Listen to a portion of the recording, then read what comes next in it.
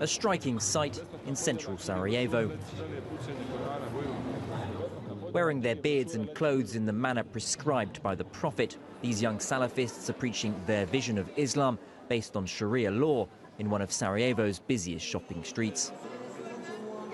Even as they quote Facebook, they want to return to the origins of Islam. Their strategy is simple, proffering sweets with one hand, Quranic texts in the other. Come along, help yourselves. That's for the kids.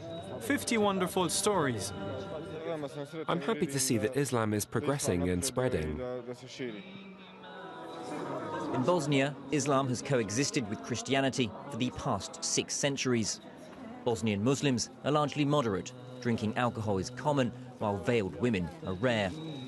A year ago, it was that tolerant Islam that Bakir rejected as he chose a more rigorous interpretation of the faith.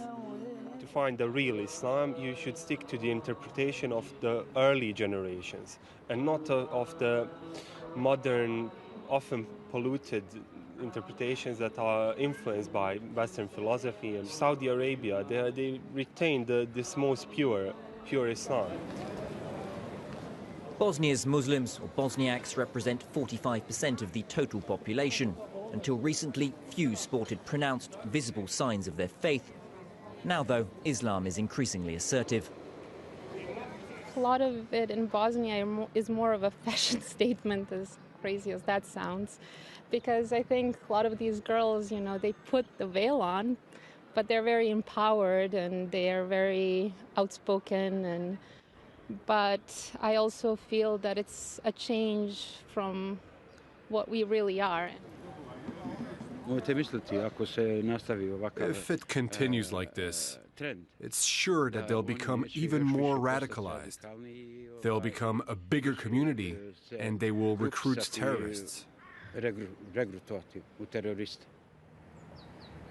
That sentiment of rejection means Bosnia's small Salafist community still exists on the margins of society. Azra and Mirsad were both born in Sarajevo and both chose Salafism in the wake of the civil war. They now devote their energies to Islamic-inspired social work and good deeds. Today we're delivering a wheelchair to Sara, a 7-year-old girl. We launched an appeal on the internet because she's affected by a number of serious sicknesses.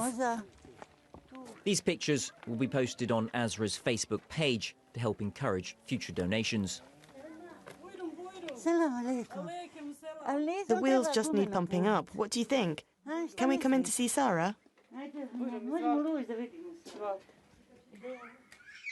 Azra's full veil used to frighten the young girl. Now she's used to it. In Bosnia, medical treatment is costly and health insurance rare.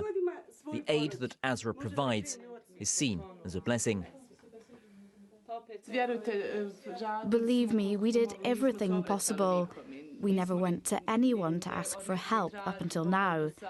The first time I publicly asked for help was when I went to Mrs. Azra. We just kept trying ourselves. 1 in 5 Bosnians lives in poverty. Standing in for the state's failures allows Azra to depict Salafism as a pillar of society. But that zealousness is not always welcome. Despite their friends in their own neighbourhood, the couple have been attacked, spat on and insulted. That, though, has done little to shake their belief that they're part of an enlightened minority. Everything I do in life, I do according to religious rules. If they say it's reasonable to have 4 wives and I fulfill all the conditions, well, I can have 4. Women are by nature jealous. It's natural. And it would be hard for me. But if Allah allows him to have more wives, then I cannot prevent him from doing so. Azra wasn't always so strictly observant and submissive. In her youth, she went to bars and nightclubs. And in the early years of the war, she volunteered for the army to defend Sarajevo. That's me, and that's a brother-in-arms, Nerman. I hope he's still alive. I haven't seen him in years.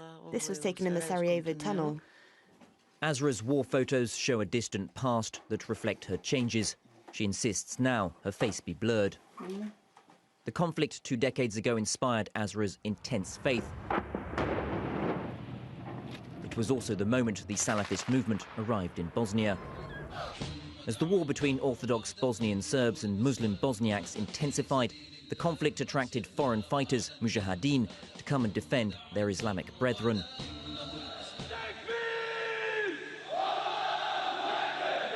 They included forces financed by Saudi Arabia, who brought with them their more radical Islam.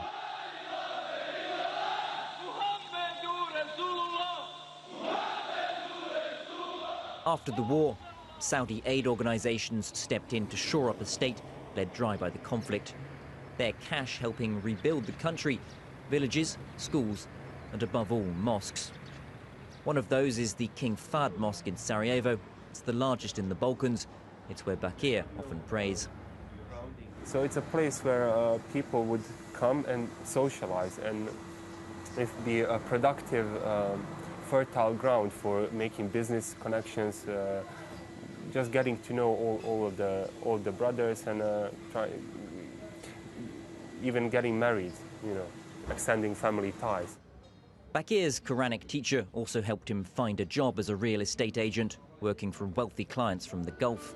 In recent years, Bosnia has become a popular destination for wealthy Gulf Arabs, attracted by its lush countryside.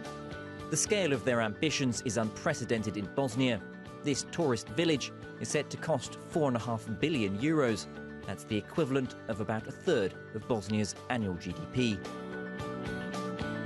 We have this key connecting factor through religion and religious practice. We're all connected to Islam, therefore I don't really mind that they are buying it. The King Fahd Mosque is a symbol of Saudi Arabia's grip on the Muslim community in Bosnia. Surrounded by apartment buildings still scarred by the siege of Sarajevo, it attracts hundreds of faithful each day. Inside, its facilities go far beyond simple prayer, providing language lessons, a gym and a conference centre.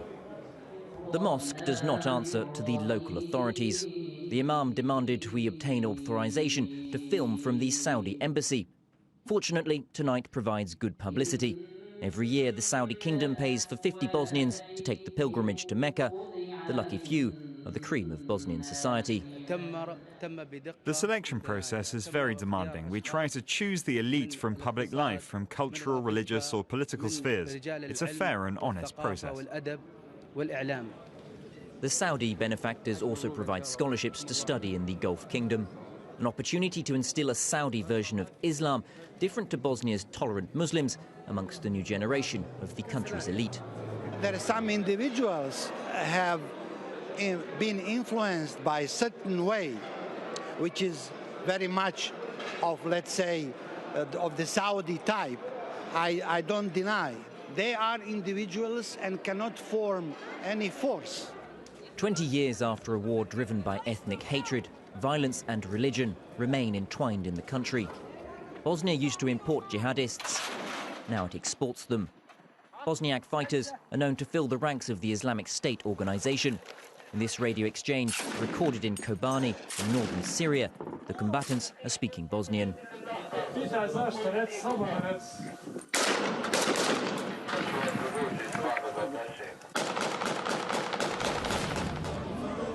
More than 300 Bosnian citizens have taken up arms to fight in Syria.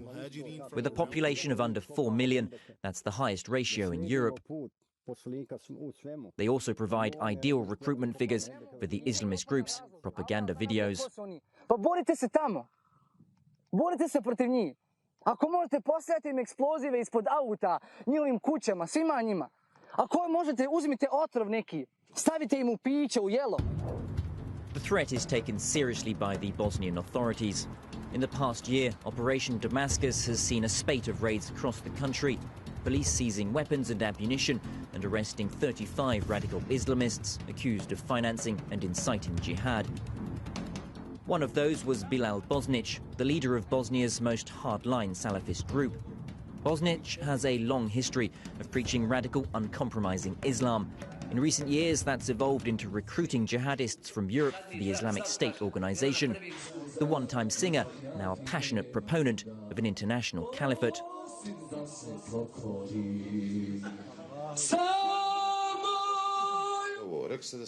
Bilal Bosnić was jailed in 2015 for sending dozens of Bosnian Muslims to the Middle East. Many of his disciples will never return. 24-year-old Swad was killed in January fighting for the IS group in Syria. His father blames the man who sent him there. Ja sam Bošnjak, musliman, vjeroispovijed mi je islam, evo, svima smijem reći. A ti učiš našu djecu kako ne smije da kažu da su oni muslimani, da je njihovo islam. Treba da se sramiš. Samo kažu gdje je Bilal unišao tu kuću, da se je ta kuća rasula. Bilal Bosnić held sway in the far north of the country. This region is predominantly Muslim.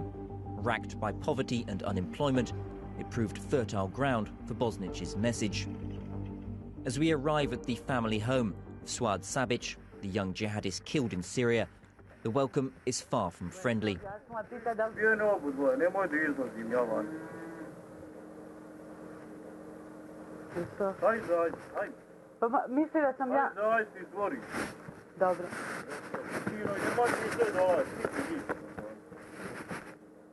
Suad's brother as he threatens our team, demonstrating the grip exerted by the hardliners. This region is home to 20,000 people, and it's seen 40 young men leave to wage jihad in the Middle East. The isolated area attracts Salafists. They live in closed communities, practicing their strict version of Islam. Bilal Bosnić acquired land nearby for his family and closest disciples.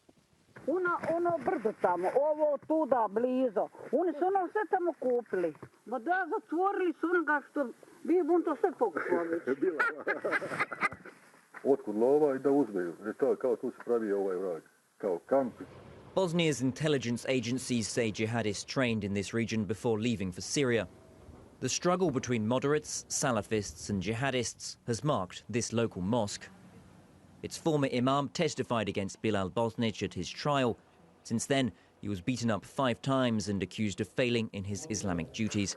He's now left the country. His successor refuses to discuss that subject. He does put the urge to wage jihad in a local context. Alcohol, drugs, fighting abroad and foreign wars. All these problems are equally worrying and need to be addressed. These are sick children, poorly educated. We need to educate them and bring them closer to the mosque. Inside the mosque, moderate Bosnian Muslims mingle with Salafists. But not everyone here is happy with the changes their community is undergoing. There are several branches, Salafist and more moderate. Our old imam practiced moderate, traditional Islam. This new imam is Salafist, I think. He claims to be moderate, because that's what the Islamic community requires. So do you think the Salafists have won here? Something like that, yes. Dissident views are not welcomed by the local Islamic leaders.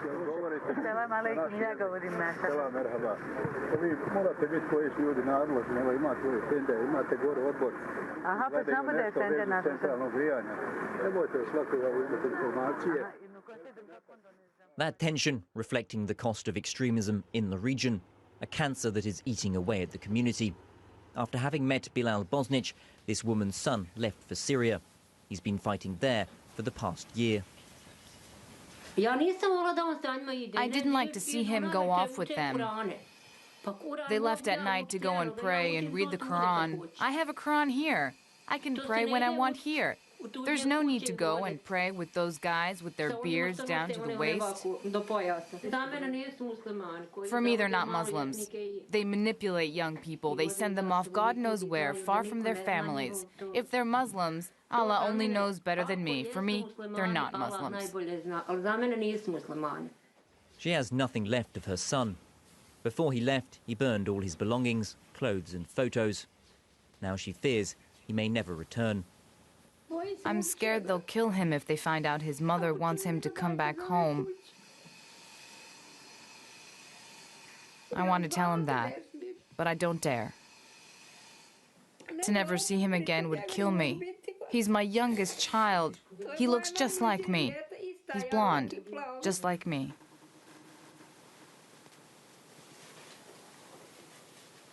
Grief like this mother's will be repeated as long as Bosnia's young men wage jihad in foreign lands. As the Islamic State continues to incite a global conflict, Bosnia is just one of the front lines. A combination of poverty today and the scars of 2 decades ago, bringing religious warfare to the gates of the European Union.